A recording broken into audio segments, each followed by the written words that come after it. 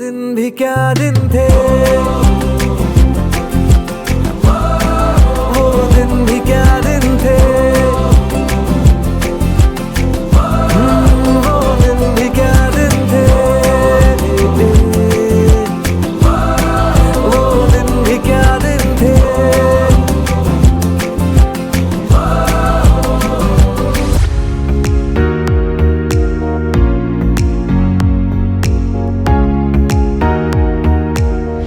ठीक है, अब सिर्फ बोर्ड पे ध्यान देना। पॉइंट नंबर 1 क्या है?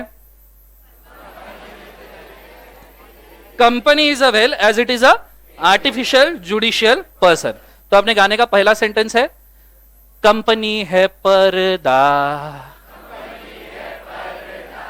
बराबर है। दूसरा सेंटेंस क्या है? Board of director act behind the company.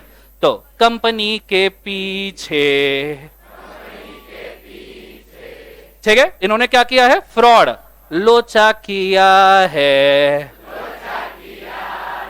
Well उठाना पड़ेगा। कंपनी को फिर बेपर्दा है करना तो बोलो, कंपनी को फिर बेपर्दा लिफ्टिंग ऑफ कॉर्पोरेट वेल ही सही है।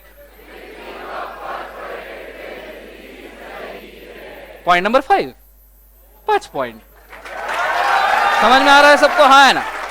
जोर से बोलो एक बार यस और नो। अब जो पढ़ने वाले स्टूडेंट है ना, गाना देख के परेशान हो गए होंगे, क्या पढ़ा रहा है आदमी, ये मेरी जिंदगी झंड कर देगा। नहीं मैंने नहीं लगानी इसकी क्लास।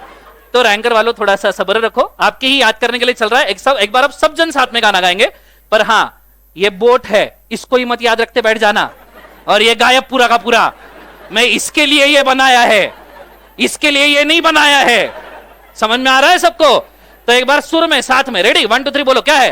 कंपनी है पर्दा, कंपनी के पीछे लोचा किया है, कंपनी को फिर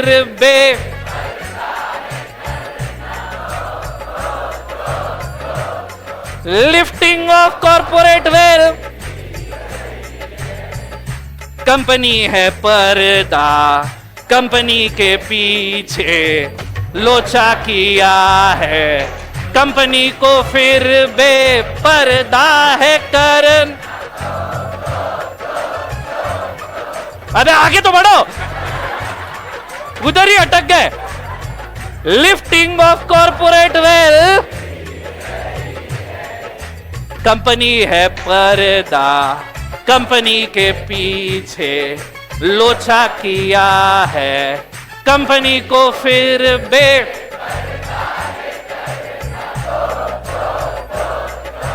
लिफ्टिंग ऑफ कॉर्पोरेट वेल। ठीक है, पॉइंट याद आएंगे अभी?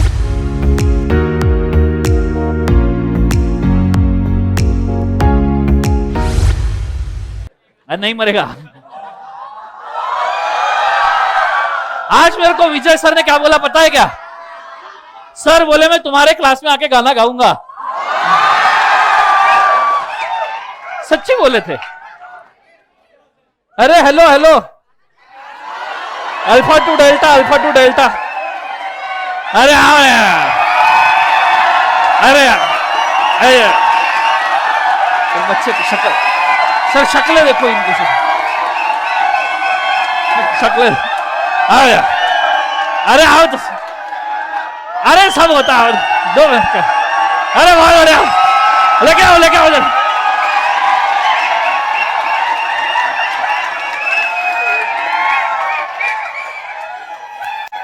ये देखो, मेरे को बोले थे कि तुम्हारे क्लास में आके गाना गाऊंगा, डांस भी करूंगा, पर मैं इनको डांस से एग्जम्पशन देता हूं, गाने पे बात चला लेंगे अपन। अरे मैंने डांस माफ किया ना तुम्हारा।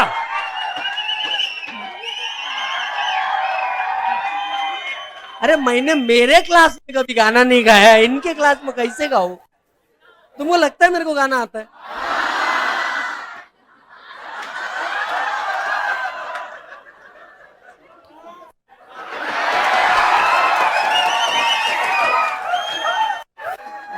ऐसा ऐसा कौन करता है यार लाइफ में? अरे गाना मुंह से सुनो, तब ज्यादा मजा आएगा।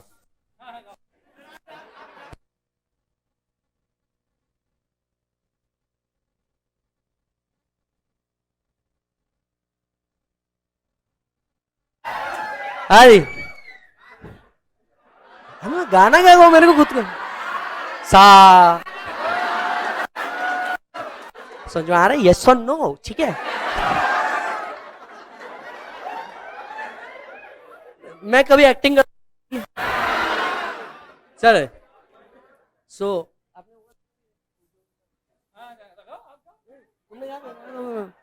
तो मैं गाऊं क्या? चलो, ओ कंपनी लॉ की बुक देना, 50 बार कल लेके आना।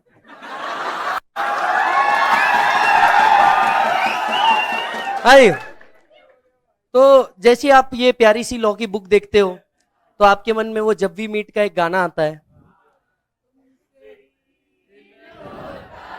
तो सभी लोग एक साथ गाएंगे अपन लोग, ठीक है? प्यार से सभी लोग ना है ये पाना ना खोना भी है, ये राज ओ ना जाने क्यों खोना भी है, तुमसे ही दिन होता है, तुमसे ही शाम आती है, तुमसे ही रास्ते लग जाने मिल जाते हैं।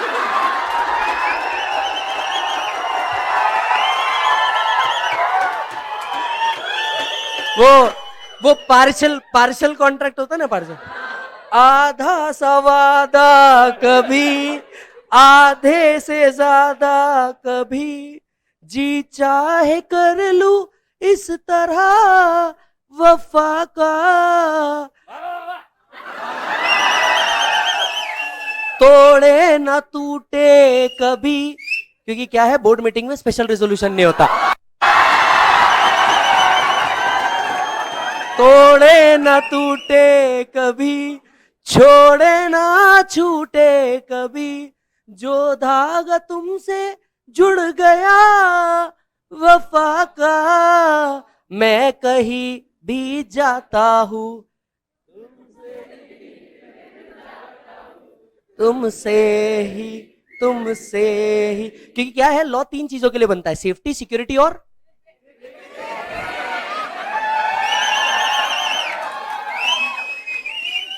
ओके, बहुत बढ़िया। आप डांस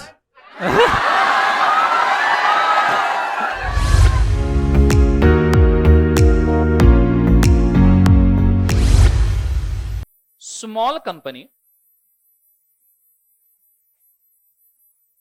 बहुत अच्छे से ध्यान देना, जहां तुम्हें यह लगेगा कि यह समझ चुका है, वहां से इसके समझने की शुरुआत होगी, ठीक है? इसलिए बहुत अच्छे से ध्यान देना।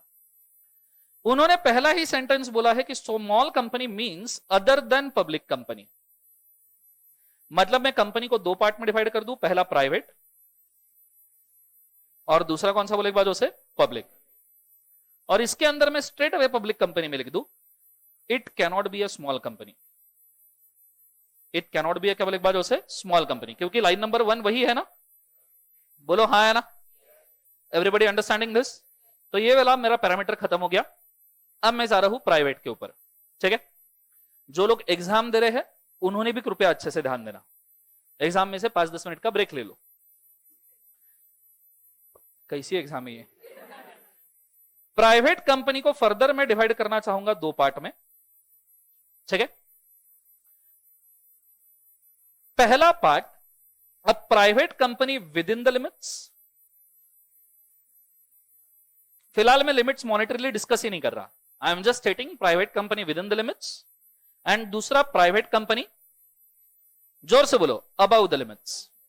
सब जन बोलो private company above the limits. अब private company above the limits है, जो भी होंगी कि भैया हमारा पेडअप कैपिटल 50 लाख से 10 करोड़, हमारा टर्नओवर 2 करोड़ से 20 करोड़, ठीक है? जो भी होगी उसके ऊपर ही है, ये अज्यूम करते हैं उसके ऊपर ही है। So it will be easy for us. So ये भी it cannot be small company. इसको हम बोलते हैं फॉर एग्जाम्पल बिग कंपनी. इसको हम क्या बोलते हैं? Big company. तो मैं आपको डिफाइन भी करूंगा कि बिग कंपनी एग्जैक्टली कौन सा है. चलिए, डोंट वरी, फिलहाल के लिए इतना मान लो. एंड दूसरा है private company which is with in the limits. With in the limits में मैं दो पार्ट करूंगा. Paid up capital. अब वहां पे आपके सेंटेंस में लिखा है कि paid up capital shawl not exceed 50 lakh or such a higher amount as may be prescribed which shall not be more than 10 crore. What is meaning of this?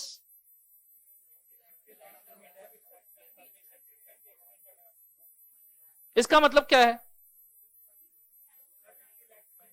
मैं simply यहां पे फिलहाल लिख रहा हूं for the purpose of understanding 50 lakh to 10 CR. ये मैंने लिखा, पर मैंने इसको एक्सप्लेन कुछ भी नहीं किया है. Don't assume that it is 50 lakhs to 10 CR. It is just मैंने लिखा है फिलहाल, क्योंकि लिखना कुछ पड़ेगा, दैट्स व्हाई मैंने लिख दिया. और अगर आप मुझे पूछो टर्नओवर, तो मैं टी करके रिप्रेजेंट कर रहा हूं. इट इज 2 करोड़ से लेके 100 करोड़. 20 नहीं, माय मिस्टेक, 100 करोड़. कंसेप्ट समझ में आ रहा है सबको? हाँ, ये मैंने लिख दिया. Now anyone can tell me what this means कि 50 लाख से लेके 10 करोड़, 2 करोड़ से लेके 100 crore, what this exactly means? हाँ,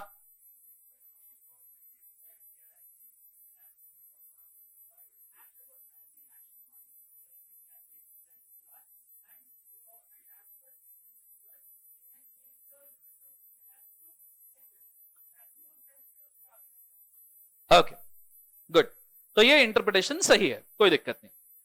फिलहाल के लिए जो तुमने नीचे वाला पार्ट पढ़ा है उसमें कि गवर्नमेंट ने अभी डिक्लेयर किया है पेड अप कैपिटल कितना 50 लाख और टर्नओवर कितना डिक्लेयर किया है 2 करोड़, वो फिलहाल के लिए छोड़ दो आप.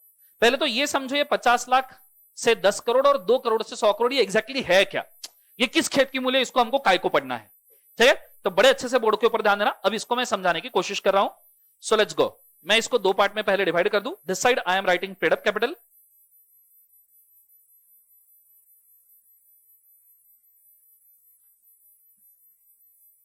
This side I am writing क्या बोले एक बार जैसे पेड अप कैपिटल, और इस साइड में क्या लिख रहा हूं? टर्नओवर. इस साइड में क्या लिख रहा हूं? टर्नओवर. बड़े अच्छे से ध्यान देना, कंटेंट चल रहा है, जगह रखना पड़ेगा. ये निपट गया ना तो तुम्हारा सिर्फ स्मॉल कंपनी नहीं, तुम्हारा प्राइवेट कंपनी ओपीसी भी निपट जाएगा. ये चीज को तुमने याद रखना. ठीक है, तो बड़े अच्छे से ध्यान देना. अब मैं चलो यहां पे एक टाइमलाइन बनाता हूं for the purpose of paid up capital. This timeline, मैं ये टाइमलाइन शुरू कर रहा हूं. लेट्स से ये टाइमलाइन मैं शुरू कर रहा हूं फ्रॉम जीरो से लेके मैं पहुंच गया 50 लाख तक, और फिर 50 लाख से मैं पहुंच गया 10 करोड़ तक, और 10 करोड़ के आगे. बराबर है? अब सेंट्रल गवर्नमेंट इसमें आपसे कहना क्या चाहती है? ये पेड अप कैपिटल 50 लाख से 10 करोड़ का मतलब क्या है? What actually central government wants to tell you, ये पहले समझो. यहां पे गवर्नमेंट का मतलब ये नहीं है कि 50 लाख से 10 करोड़ में जो कंपनी है वो स्मॉल है. यह मतलब नहीं है कि जो 50 लाख से 10 करोड़ में जिनका पेड अप कैपिटल है वही स्मॉल है. यह बिल्कुल मतलब नहीं है. अगर आप ऐसा इंटरप्रिटेशन ले रहे हो कि 50 लाख से 10 करोड़ में जो कंपनी है वो स्मॉल है, तो 50 लाख के नीचे वाली क्या होगी? टाइनी. अगर आप ये इंटरप्रिटेशन लेके बैठे हो कि 50 लाख से 10 करोड़ वाली स्मॉल है, तो 50 लाख के नीचे वाली क्या मैं बोलूं? क्या बोलूं उसको? टाइनी कंपनी बोलूं? Obviously not. तो एक्चुअली 50 लाख से 10 करोड़ ये क्या है? It is a range. It is क्या बोले एक बार? रेंज. इस रेंज को लॉ में डिफाइन किया है कि भाई सेंट्रल गवर्नमेंट के पास खेलने के लिए यही लिमिट है 50 लाख से 10 करोड़. ये लिमिट ये है, ये रेंज है. और इस रेंज में से सीजी हर साल चूज करेगा कि स्मॉल कंपनी की पेड अप कैपिटल की मैक्सिमम लिमिट क्या होगी.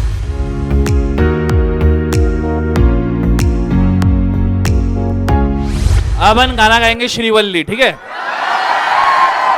मेरे को लिरिक्स घंटा नहीं आती है गाने के, तो अपन म्यूजिक भी गा सकते हैं बीच में. ठीक है, रेडी? 1 2 3. नजरें मिलते ही नजरों से नजरों को झुकाए, यही है तेरी बातें पलकों को चुराए, रब ये पोशीदा है उसको निहारे तू, और जो गर्विदा है उसको तारे तू।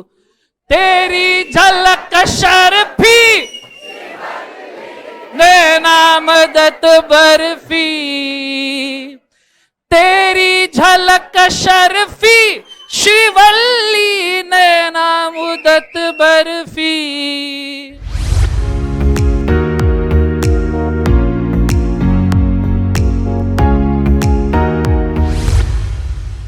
किसका?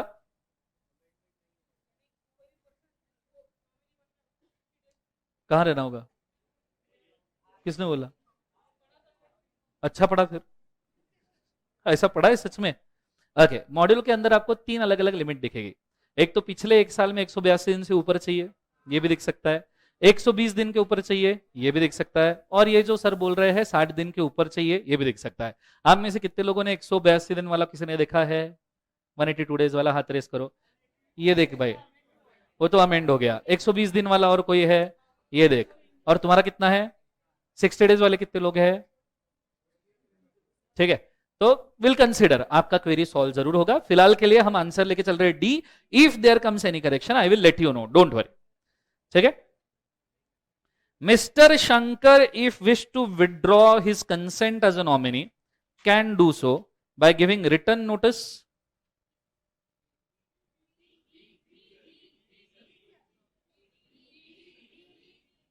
बी या डी? डी वाला, बी वाला। Shankar wish to withdraw his consent as nominee can you do so by written notice. Director of OPC and sole member of the company, director of OPC and registrar of company, soul member of the company and OPC, soul member of the company and registrar of company.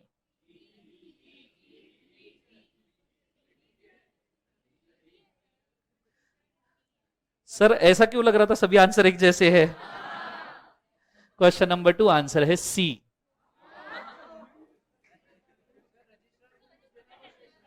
Registrar को आपको notice नहीं, आपको company को notice देनी पड़ती है change in nomination की। Company registrar को फॉरवर्ड करता है, ये नॉमिनी डायरेक्टली रजिस्ट्रार को फॉरवर्ड नहीं कर सकता। ठीक है, ये चीज को कृपया याद रखिएगा। कंपनी हमेशा कोई भी नोटिस जो है डायरेक्टर अपॉइंटमेंट का कंसेंट छोड़ के, डायरेक्टर अपॉइंटमेंट का DIR2 का कंसेंट छोड़ के कोई भी नोटिस जो है, इवन नॉमिनी, मुझे एक बार बताओ आपने रिटर्न कंसेंट दिया, लॉजिकली भी सोच लो, चलो आपको नहीं पट रहा तो मैं लॉजिकल एक्सप्लेनेशन भी दे दूं। ठीक है, मैंने नॉमिनेशन विड्रॉ करना है, रिटर्न कंसेंट मैंने देना है। अब मैंने रिटर्न कंसेंट दिया किसको? कंपनी को दिया, ओपीसी को सोल मेंबर को दिया, बराबर है? बोलो एवरीबॉडी यस और नो। उसके ऊपर बाद में डिस्कशन हुआ और फिर उसने मेरे को कन्विंस कर लिया नहीं यार तू मत छोड़ एक्सेट्रा, और मैं रह गया। और उस वक्त में अगर ऑलरेडी रजिस्ट्रार को एक कंसेंट फाइल कर चुका हूं तो एटलीस्ट सोल मेंबर का स्टैम्प तो चाहिए ना? बोलो हाँ या ना? सोल मेंबर का स्टैम्प लगेगा नहीं लगेगा कि भैया तू जा रहा है तो ठीक है, अच्छा चलता हूं, दुआओं में याद रखना।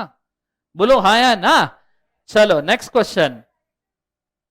डायरेक्टर को क्यों नहीं? Understand, director is a management, nominee is a person who is more connected with the sole member rather than management. So और आपको अपॉइंट किसने किया था? एक बात हमेशा ये प्रिंसिपल याद रखना, जो अपॉइंट करता है वही रिमूव करने की ताकत रखता है। तो अपॉइंट किसने किया था? Sole member. डायरेक्टर ने किया था क्या? नहीं। तो आप बोलोगे भी किसको? Sole member. ठीक है, अच्छा लगा, मस्त था सवाल। चलो नेक्स्ट क्वेश्चन, थर्ड। ओके, तो आंसर है sole member of a company and to OPC. अच्छा, यहां आपने पूछा डायरेक्टर को क्यों नहीं? ओपीसी का नोटिस ही डायरेक्टर का है। ओपीसी मतलब कौन? डायरेक्टर इटसेल्फ, यस और नो? क्वेश्चन 2 हो गया। 3, with reference to legal proposition of Mr. Vijay as a member and nominees to various OPCs, which of the following statement is correct in reference to ceiling limit in relation to the membership and being nominee to the OPC? A person other than minor as specified as specific point of time. बोलो जीवन में answer है 3 का सी। ठीक है, reason समझ लीजिएगा। Can be a member in one OPC and nominee in, सही है ना? ये चीज अपन ने डिस्कस की थी। क्या हुआ?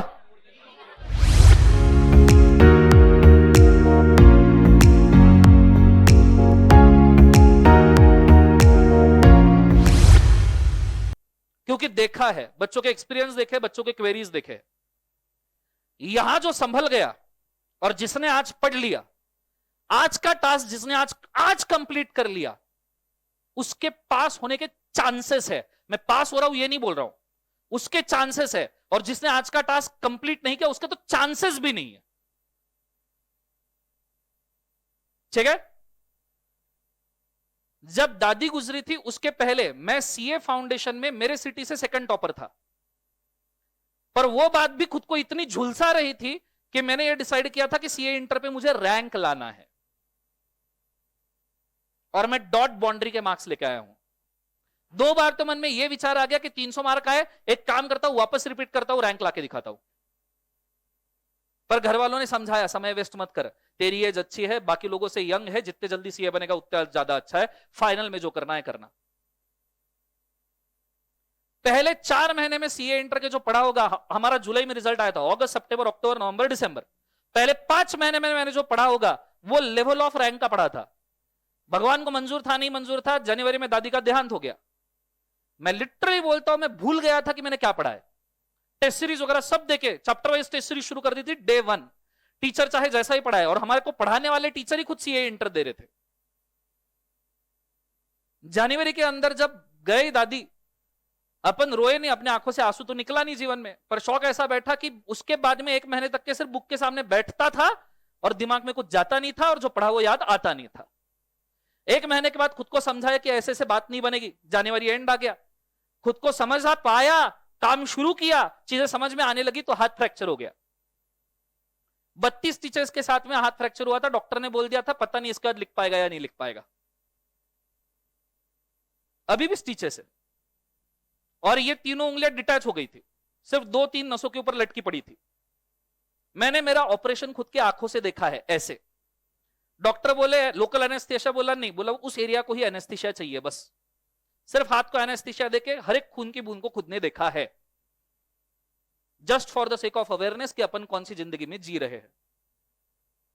उसके बाद वापस जब हाथ पे प्लास्टर था, तो क्लास में मेरे पास वो फोन भी नहीं था, तो दीदी के पास जो N73 नोकिया के फोन आते थे, N71, वो क्लास में लेके जाता था। टीचर जो बोलता था वो रिकॉर्ड कर लेता था, क्योंकि लिख नहीं सकता था, घर जाके हेडफोन के ऊपर पूरा सुनता था। 15-20 दिन बस वही चले गए।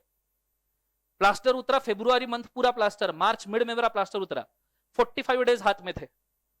May 2 से एग्जाम शुरू हो रही थी, 2 मई से।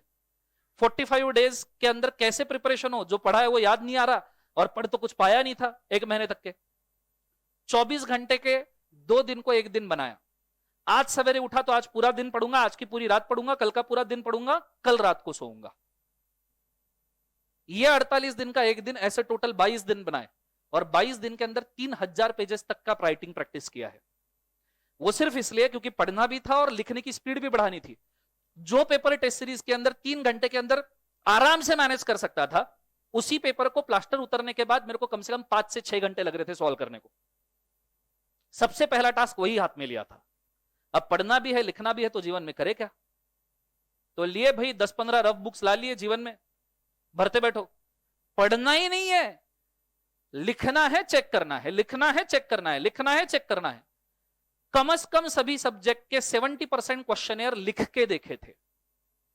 अकाउंट्स हो, कॉस्टिंग हो, लॉ हो, कुछ भी हो, लिख के देखा, सब लिख के देखा। तब जाके राइटिंग स्पीड बढ़ा। सफिशिएंटली 3 घंटे में 100 पेपर, मार्क के पेपर अटेम्प्ट किए। तुमको याद हो, तुमको पता होगा नहीं पता, मेरे हालत इतने बुरे थे इनकम टैक्स के अंदर कि मेरे को स्लैब रेट तक के याद नहीं आ रहा था एग्जाम में। मैंने चीटिंग करके मेरे दोस्त से लिख के टिक किया था एबीसीडी में से कौन सा है। Slab rate, basic exemption limit, वो तक के याद नहीं आ रहा था। भगवान की जो मेहर है कि डॉट 300 पे पास कर दिया। आधा घंटा तो शॉक में था रिजल्ट देखने के बाद कि सच्ची में पास हुआ या अभी भी कुछ अटका है। 4 बार मार्कशीट चेक किए, फाइनल की मार्कशीट से ज्यादा वो प्यारी है मेरे को मेरे। इस एटीट्यूड से पढ़ने वाले हो तो पढ़ना। और ये तुम्हें लग रहा है मार्च, अप्रैल, मई, जून, जुलाई, अगस्त, सितंबर, अक्टूबर, 8 महीने तुम्हारे पास, ठीक है? 8 महीने, लास्ट वाला तो छोड़ ही दो part. 8 months multiplied by 30 days, 240 दिन, जिसके अंदर तुम्हारे सेल्फ स्टडी के लिए अगले सिर्फ 5 महीने हैं, जिन 5 त्रिक 15, 150 दिनों में सिर्फ तुम 2-3 घंटा घर पे पढ़ सकते हो। सो वो 300 आवर हुए, 150 मल्टीप्लाइड बाय 2 घंटा वो 300 आवर हुआ, और लास्ट 3 महीने के तुम गिन के रख लो, 90 दिन मल्टीप्लाइड बाय 10 घंटा इफेक्टिव स्टडी, वो भी 15 घंटा बैठे तो 900 घंटे प्लस 300 घंटे कितने हुए? यहां से तुम्हारे पास 1200 घंटे पास होने के लिए।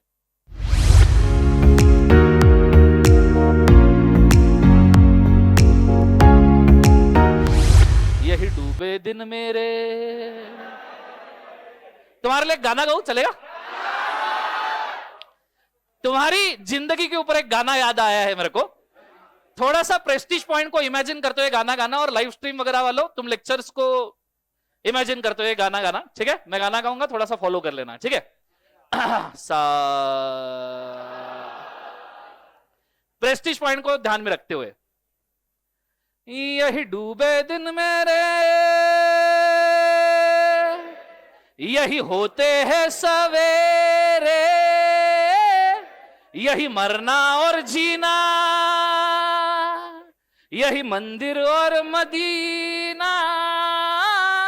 और टीचर की तरफ देख के, तेरी गालियां गालियां तेरी गालियां, मुझको भावे गालियां तेरी गालियां, तेरी गालियां गालियां तेरी गालियां, यूं तड़पावे गालियां तेरी गालियां। कॉस्टिंग को याद करके,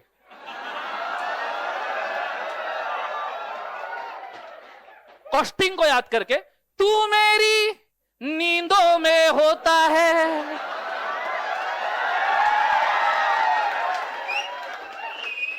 DTIDT, तू मेरे अश्कों में रोता है। लॉ को देख के, सरगोशी सी है ख्यालों में, अकाउंट्स हो ना हो फिर भी तू होता है।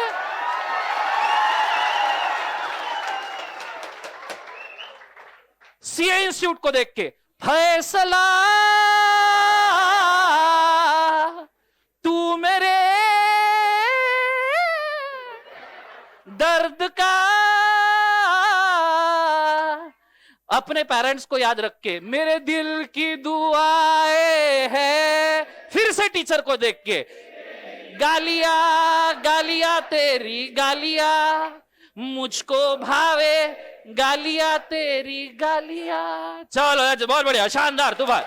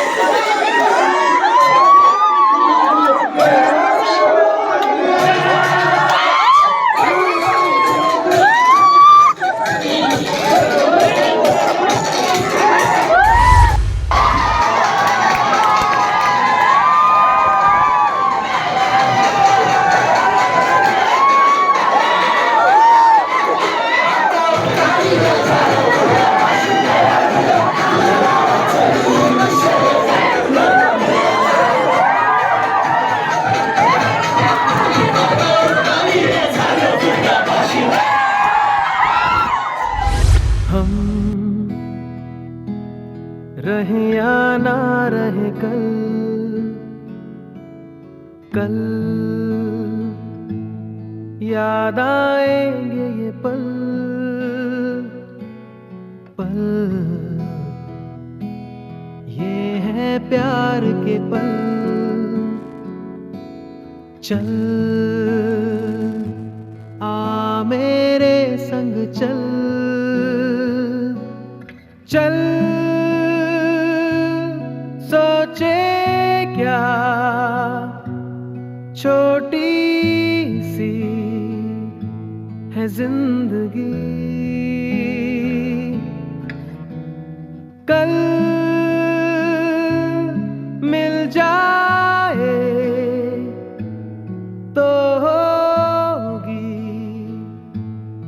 खुश नसीबी हम, रहे या ना रहे याद आएंगे ये पल। हम रहे या ना रहे कल, कल याद आएंगे ये पल, पल ये है प्यार के पल। चल आ मेरे संग चल,